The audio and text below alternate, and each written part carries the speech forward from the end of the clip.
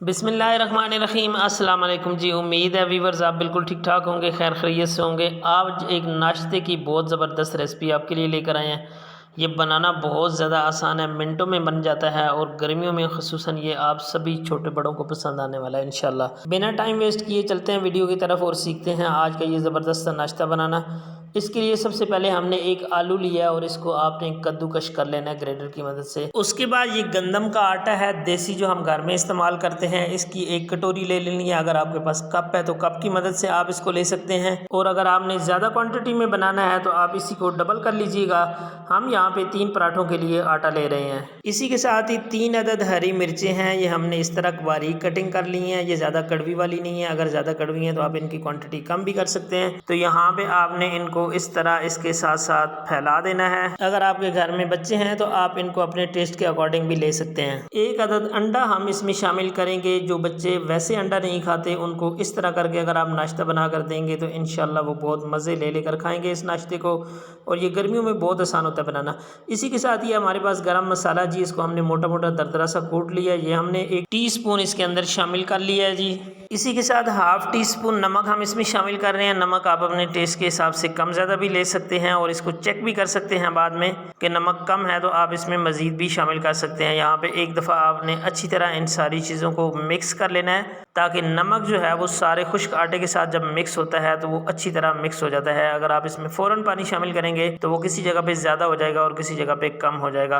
तो अब हम इसमें पानी शामिल करेंगे। हाफ कप पानी हम यहाँ पे शामिल कर रहे हैं। कुल हमने 1 कप पानी इसके अंदर जाएगा। पानी डालने के बाद आपने फिर से अच्छी तरह इसको मिक्स करना है। अब हम इसको बहुत अच्छी तरह मिक्स करेंगे ताकि इसके अंदर कोई भी गुठली नहीं रहनी चाहिए। इस आटे को गूंदने की जहमत आपने नहीं करनी, जस्ट आपने इसको अच्छी तरह मिक्स करना है। पानी मजीद आप इसके अंदर शामिल कर सकते हैं। आटा हम बहुत अच्छे से तैयार कर लेते हैं। आप लोगों से रिक्वेस्ट करते हैं कि अगर आप चैनल को सब्सक्राइब कर लें और साथ में लगे हुए बेल के आइकन को ज़रूर प्रेस कर लिया करें।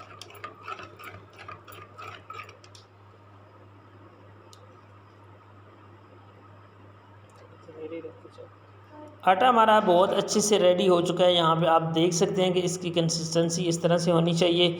इसको साइड पे रखते हैं और हमने यहाँ पे लेनी है जी 3 कटोरियाँ बराबर साइज़ की। ये आटा जो हमने तैयार किया है इसको हमने कटोरियों के अंदर भर लेना है। ये हम आटा इसके अंदर क्यों भर रहे हैं, ताकि हमारे जो भी पराठे हमने पकाने हैं या रोटी हमने बनानी है उसका साइज़ बिल्कुल एक जैसा रहे। अगर आप इसका साइज़ एक जैसा रखेंगे तो ये दिखने में भी बहुत खूबसूरत लगेंगी, और आपका जितने भी पराठे बनेंगे वो ना कोई मोटा बनेगा ना कोई पतला बनेगा, एक जैसा बनेगा। यहाँ पे तीनों कटोरियों के अंदर हमने ये आटा शिफ्ट कर लिया है। 3 ही रोटियाँ हमने बनानी थी। तो चलते हैं जी नेक्स्ट प्रोसेस की तरफ। अब इनको सेकते हैं। सेकने के लिए हम यहाँ पे कढ़ाई यूज़ कर रहे हैं, आप चाहें तो पैन भी यूज़ कर सकते हैं। 1 टेबल स्पून घी या ऑयल, जो भी चीज़ आपके पास अवेलेबल है, हमने यहाँ पे ऑयल यूज़ किया है। ब्रश की मदद से इसको अच्छे से ग्रीस कर लेंगे। या आपने उतने एरिया में ग्रीस करना है जितने एरिया में आपने रोटी को फैलाना है। 1 कटोरी हमने इसके अंदर डाल दी है। अब आपने इसके ऊपर रोलर नहीं चलाना, कुछ भी नहीं करना। चम्मच या किसी भी चीज़ की मदद से आपने इसको थोड़ा थोड़ा फैला लेना है। इस तरह बड़ी आसानी से फैल जाएगा, क्योंकि ये नरम है आटा आपका, तो इसने 1 सेकेंड में बिल्कुल फैल जाना है। अगर आप चम्मच भी यूज़ नहीं कर रहे हैं तो एक साइड से कढ़ाई को उठाएंगे तो ये पूरा एक तरफ से दूसरी तरफ चला जाएगा। इस तरह आपने रोटी की शक्ल दे लेनी है। इसे अब हम ढककर पकाएंगे 3 मिनट के लिए। हमने इसके ऊपर कवर रख दिया है। स्लो आंच पे पकते हुए 3 मिनट हो गए हैं जी। यहाँ पे आप देखते हैं, इसका पलटाते हैं। यहाँ ऊपर से तो नज़र आ रहा है कि माशाल्लाह से नीचे से कलर अच्छा आ गया होगा, लेकिन पलटाने भी ही पता चलेगा। तो देखिए माशाल्लाह अल्हम्दुलिल्लाह कितना प्यारा और मज़े का कलर आया है। दूसरी तरफ से भी आपने 1 चम्मच ऑयल या घी, जो भी चीज़ आप यूज़ कर रहे हैं, लगा लेनी है, और दूसरी तरफ से भी आपने इसी तरह कवर रख के 3 मिनट के लिए इसको पका लेना है। दूसरी तरफ से भी पकते हुए 3 मिनट हो गए हैं, कवर हमने उठा दिया है। अब इसकी दूसरी साइड को भी चेक करेंगे कि वहाँ पे किस तरह का कलर आया है। यकीनन जब आप टाइम का ख्याल रखते हैं तो आपकी चीज़ माशाल्लाह से बहुत अच्छी बनती है। दूसरी तरफ से भी देखें कितना प्यारा कलर आया है। तो हमारी आज का जो नाश्ता है, इसकी पहली रोटी बहुत अच्छे से बनकर तैयार हो चुकी है। तो आपको दिखाते हैं इसको डिश आउट भी करके। ये देखिएगा माशाल्लाह से कितनी मज़े की आपकी रोटी बनी है।